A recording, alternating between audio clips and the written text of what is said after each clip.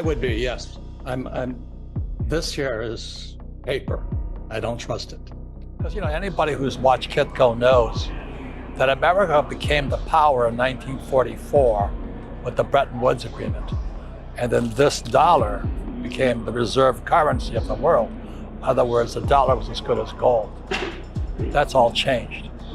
And today we're in serious trouble globally, and I'm very concerned. The end of the American empire is here. Yes, it's spreading. People know that something's wrong with this here. But anyway, let me tell you a quick story. Because of guys like you and Kitco and all this, I became known as the precious metals guru.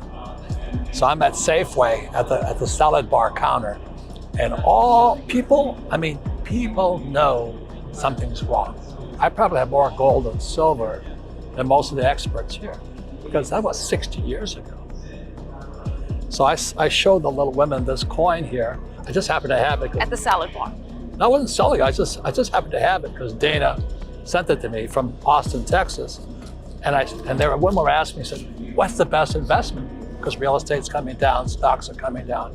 And I held this, I held it up. And the little women, they were all tithers. Oh, I should invest in that? I said, yes. Give me this. Give you $3 for that. I said, yes. And their brains went, why would I give you $3 for that? I said, okay, give me $2. And their brains are going, why would we give you $2 for that? This is pre-64 silver. And this is the problem. The average person, American or whatever, they think this is money. This is fake money. This is real. And I tried to tell them, I said, probably 10 years from now, this will be $10. But Americans and most people in the world, because they went to school, they work for money, they save money, they get out of debt. But this is fake and this is real. So that's why I'm here at the VRIC. Because over 30 years ago, I was one of these little guys standing between my gold mine that the Chinese took from me. They don't understand why, because no financial education in schools, which is why I wrote Rich Dad Poor Dad. But they know something's wrong. You see, and when those women said, this is the problem, so that's why Rich Dad Poor Dad said we don't save money. I save this, and I save this, and I save silver dollars. This is a buffalo. I save real money. I spend this stuff for this. I grew up here in Vancouver. I heard more BS, more deals, more things. But mining is one of the toughest industries there is because there's so many moving parts to it. And what's happening now, from what I understand, is people are not investing in gold mines. So I took a gold mine public. ODV is a call sign. It's in Utah. And it's the richest gold mine in America. I hate to say this, I'm an entrepreneur. I start and I move on. Okay. Do you know what I mean? I like the game. So I make so much money. I just kind of, my bookkeeper calls up and says, you got to pay taxes. He goes, okay. But I'm saying, the message I want everybody to hear is the world is finding out that this is fake. It's not fiat, it's fake.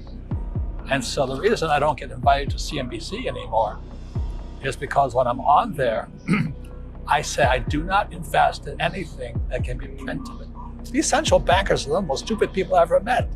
Like Bernanke, he gets the Nobel Prize for destroying the US economy by dropping interest rates to zero like this.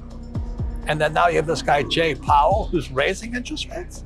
They're killing us. Let me just say it again, I used to be on CNBC, but I say I don't invest in anything they can print. I don't invest in this, stocks, bonds, ETFs. I'm an entrepreneur. I start gold mines, I start oil wells. I invest in cattle, Wagyu cattle. Yeah. You know why? Because every time the that the Wagyu bull breeds, I get cash flow. I trust the Wagyu cattle more than Joe Biden. There's one more thing, is today they talk about homelessness. It's exploding. And people say it's because they're on drugs or they're mentally deranged. But there's a whole classification of homeless who are working homeless. Because this is so abundant, they can't afford a house. So they're working, they live in their cars with their kids and all this. They're not drug dealers, they're honest, hardworking people. But the more they pervert this, which started in 1971, when Nixon took this, which is gold, off the gold standard, this became fake money. And fake money, like the Weimar Republic in Germany and all this, has always led to war and depression.